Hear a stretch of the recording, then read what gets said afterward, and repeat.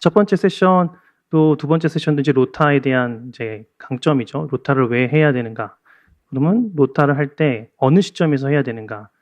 두 번째 이종민 선생님 두 번째 케이스에서 보면 스텐이 이미 되고 나서는 다음에 로타로 갈아내서 다시 넓히는 것들이 사실 어려우니까 사전에 이니셜리 플락 모디피케이션 하는 게 좋겠다.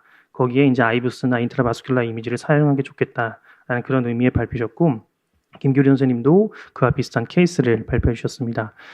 본 내용에 대해서 혹시 뭐 질문 있으시거나 아니면은 어떤 궁금하신 것들이 있으시면 이 자리에서 자신감 있게 말씀해 주시면 좋겠습니다. 먼저 이종민 선생님 앞으로 나오시죠.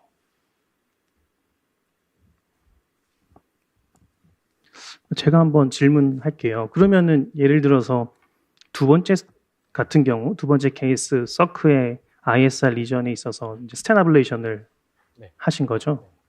근데 사실 스텐 아블레이션이 엄청나게 큰 그러니까 2.0 이상의 벌을 쓰지 않는 이상에는 크랙이 나거나 스텐트를 이제 디포메이션 시키는 그러기 어려운 게 사실인데, 지금 스텐 아블레이션 하고 나서 효과를 봤던 케이스라고 생각을 하시는 건지 궁금하네요. 이 케이스 같은 경우는 사실 스텐 아블레이션하고 크게 유의미하게 효과를 봤던 케이스라고 생각하지는 않습니다. 그렇죠. 그러니까 이미 스텐트가 엄청 크게 되어 있고 거기에 이제 여러 겹이 또 돼 있고, 그러니까 스텐 어블레이션이 큰 도움을 주진 않았을 건데 2.0 이상의 아주 큰 벌을 다이나믹하게 썼다면 그러면 굉장히 또 컴플리케이션이 많았을 거예요. 저항감도 심해서 프로시 할 때도 어려우실 거고 하는 그런 생각이 들고, 한 가지 더 질문은 이제 아이부스를 보잖아요. 그러니까 로타 아블레이션을 한 다음에 우리가 지금 로타 아블레이션으로 이 칼슘에 어떤 효과가 있었다 없었다를 아이부스로 이렇게 구분해 내실 그 분석이 가능하신가요? 어떠신가요? 저희 아이부스를 로타를 하고 나서 봤을 때 이게 일정 부분에 크랙이 이렇게 생기지 않습니까? 그럴 때 이제 저희는 크랙이 생겼으면 이제 포스트 볼룬을 해가지고 충분히 더 모디피케이션이 가능하다라고 이렇게 판단하고 진행하고 있습니다. 네, 손윤 선생님.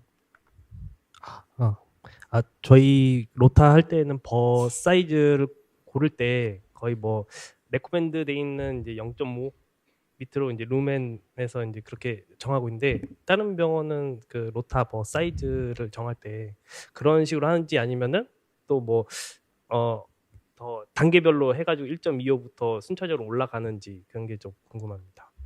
저희 같은 경우는 사실 이렇게 교수님마다 좀 다르긴 한데, 그래서 비율적으로 이렇게 가시는 분들이 있고, 또 이제 이미지로 봤을 때 굉장히 타이트하다 하면은 사실은 조금 더 큰 버가 넘어가기에는 부담스러운 부분도 있습니다. 그래서 예를 들어서 1.5 버를 사용해서 이제 RPM을 높여서 처음에 한번 이렇게 한 다음에 살짝 이제 RPM을 낮춘 다음에 다시 한번 이렇게 해서 좀 더 효과를 더 주는 방법도 있지 않나 싶은 생각이 듭니다. 그러니까 저희가 이제 만약에 아이부스가 안 넘어간다 그러면 사실 1.25버부터 시작하는 게 맞는 것 같아요. 왜냐하면 뭐 칼슘이 어느 정도 타이트한지 모르기 때문에 일단 1.25부터 먼저 하고, 만약에 이제 아이부스가 넘어간다고 하면은 이제 아이부스 보고 칼슘 투 칼슘 재서 이렇게 넘기는 방향으로 진행을 하고 있는데요. 이제 아까 말씀하셨던 서크 같은 경우에는 사실 이제 프리로 아이부스를 본 상황이었고, 이제 2.0 이상의 버가 필요했었는데 이제 국내 수입하는 게 2.0까지밖에 없다 보니까 2.0을 했음에도 불구하고 크랙이 잘 안 났었고, 환자분이 이제 이때까지는 계속 캐비지를 거부했던 상황이라 이제 마지막으로 그럼 2.0이라도 한번 해보자 해가지고 했었는데, 이제 팔로업 해봤는데 또 막혀가지고 결국은 캐비지 갔던 케이스입니다. 한 가지 더 궁금한 게 있는데 2.0 버를 쓰려면 가이딩 8프렌치를 써야 되는 건가요? 저희가 때를 써가지고 2.25 버를 수입을 하나를 해놨는데 그거에 맞는 가이딩이 없어가지고 고민이거든요. 그래서 2.25 버가 있어요? 저희 때 써가지고 하나를 보유하고 있는데, 그래요. 가이딩을 좋은 지금 정보가 못 있네요. 구해가지고 2.25가 빈센트에 있네요. 저희도 이제 알아봤었는데 버는 수입할 수 있지만 가이딩이 이제 9프렌치, 10프렌치 돼야 되기 때문에 그 가이딩을 만드는 회사에서 그 수입을 안 해서 사실 저희도 못했거든요 그때. 그래서 뭐 버가 있다고 해서 다 할 수 있는 건 아닌 것 같습니다. 네, 이지호 선생님. 예, 대전성모 이주호입니다. 저희도 그 예전에 계시던 교수님이 2.25를 때를 써가지고서는 하나를 받은 적이 있는데 그 당시에도 교수님이 그거를 9프렌치 이상 가이딩을 써야 된다고 하셔서 업체 얘기했고 그리고 나서 갖다 준 경험은 있긴 하거든요. 9프렌치 네, 가이딩. 9프렌치 가이딩도 나오기는 합니다. 그거를 좀 어디서 나와요? 근데 런처에서 좀 갖다 주시긴 했었는데 이 뷰로 그게 사이즈가 뭐 3.0, 3.5 이렇게 다양하진 않아도 일부 사이즈에 관해서는 좀 갖다 달라고 하면은 시간이 걸려도 갖다 주긴 해서 쓰는 것도 방법이고 그리고 하나 더 그 혹시 아이브스를 보신 다음에 로타를 하시고 그 다음에 크랙이 갔는지 안 갔는지 확인하실 때 로타버를 체인지해서 하시나요? 아니면 로타 와이어 그대로 아이브스를 보시나요? 그 같은 경우는 저희 이제 보통은 한번 어제 같은 경우는 저희가 어제도 로타 했어요. 그때는 로타 와이어로 그대로 했었는데요. 뭐 그렇게 돼서 되는 경우도 있고 아니면 이게 좀 잘 안 된다 싶을 때는 바꿔서 쓰기도 하고 합니다. 보통 로타 와이어가 좀 길어가지고 네. 불편하긴 해도 가급적이면은 로타를 이렇게 업사이징 할 필요성 있을 때는 와이어 체인지를 하지 않고 그냥 로타 와이어 그대로 해서 할 때 제일 조심해야 될 게 저희도 조금 연차가 낮은 저희 그 방사선사 친구들이 들어가면은 그걸 잘 꺾어 먹어요. 너타가 만다고 말다가 꺾으면은 다음에 로타 와이어 사용할 해서 로타 들어갈 때 많이 킬킹 돼가지고 그거 하나 좀 조심하시는 게 좋고 가급적이면은 와이어 체인지하는 것보다는 그냥 그대로 해서 업사이징하는 게 시간 절약에 좀 도움이 되긴 하더라고요. 네, 방법론인데 사실 저희도 그냥 그 마이크로 카테터 넣고 그냥 일반 190cm짜리 014 와이어로 익스체인지하고 아이브스를 보는데요. 지금 이지호 선생님 말씀하신 대로 하면 좀 좋을 것 같고 한 가지는 방금 말한 대로 이렇게 꺾이고 뒤에서 손상 있는 경우가 많으니까 아이브스 수보 보고 다음 로타를 볼 때 또 그 와이어를 쓰기가 좀 부담스러운 면도 없지 않아 있어서 저희는 사실은 뭐 와이어는 그냥 계속 제공되는 거니까 그냥 뭐 2개, 3개 쓸 수 있잖아요. 그래서 저희는 이제 일단 교체해서 하는 타입인데 이주 선생님 테크닉도 한번 참고해 볼 만한 이야기인 것 같습니다.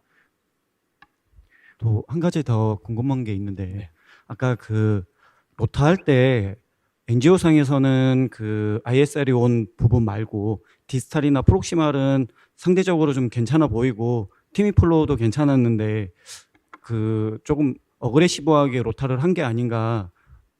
혹시 그런 보통 결정은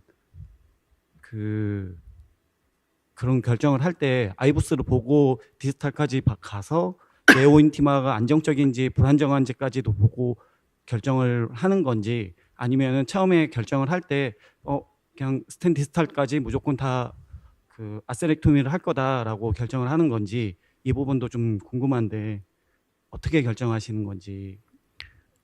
서크 케이스 말씀하시는 ISR 할 때 LAD 케이스 말씀해요. 제가 그때 이제 NGO 상에서도 굉장히 칼슘이 이제 눈에 띄게 잘 보였고 일단 로타블레이션 할 때부터 일단은 추가적으로 DB 말고 스텐을 하자라고 생각했기 때문에 스텐을 갈아내기 위해서 좀 더 디테일까지 했을 것 같습니다. 근데 종합적으로 이제 얘기를 하면 일단 로타블레이터의 목적은 칼슘의 모디피케이션, 그러니까 클렉을 내는 정도고 익스펜션은 발룬으로 하는 거니까 우리가 전체 인서클링 칼슘에 흠을 내고 열리자 그런 의미이기 때문에 사실 로타로 아세렉토미라는 그런 개념으로 적용하진 않고 또 스텐트가 있는 네오 아세로스클레로스나 네오 인티마 하이퍼플라자 같은 경우도 사실 로타를 긁어낼 필요가 없고 그냥 발룬으로 충분히 넓혀지는 부분인데 아마 덜 펴졌던 MSA가 작은 부분이 있는 부분을 마지막 최종 수준으로 로타를 사서 이게 사용해서 넓히는 그런 케이스를 보여주신 것 같으세요. 그래서 사실 로타의 적용점은 그 칼슘의 크랙을 내는 그 부분이기 때문에 아이브스에서도 그 크랙을 중심으로 확인을 해서 우리 시술에 도움이 되는 것들을 이제 판정을 해야 되는 거고 여러 많은 케이스들 많은 컴플리케이션도 있겠지만 뭐 로타는 최근에 굉장히 많이 사용되고 있죠. 그래서 칼슘이 있는 이니셜리 칼슘이 많은 부분은 아무리 발룬으로 넓혀도 안 펴지는 경우가 많으니 플락 모디피케이션을 1차적으로 하고 로타를 사용해서 그다음에 발룬으로 넓히고 스텐트를 하는 게 현재 이제 트렌드 정도라고 정리해 볼 수가 있겠습니다. 시간 관계상 다음 세션으로 넘어가겠습니다.